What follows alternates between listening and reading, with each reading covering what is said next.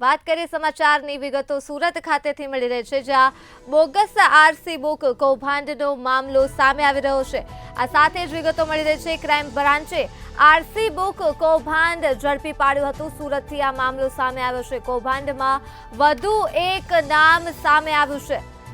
તો આ સાથે જ આરટીઓ એજન્ટ નિમેશ ગાંધીનું નામ સામે આવ્યું છે। સમગ્ર કૌભાંડમાં નિમેશ ગાંધીનું નામ સામે આવ્યું છે, જેમાં એજન્ટે આરસી બુક ચોરી હોવાનું સામે આવી રહ્યું છે।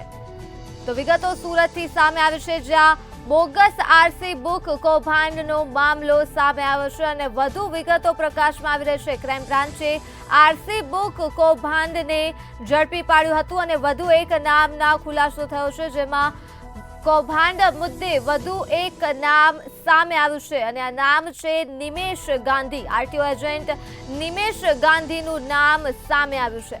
તો એજન્ટે આરસી બુક ચોરી કરી હોવાનું પણ સામે આવી રહ્યું છે।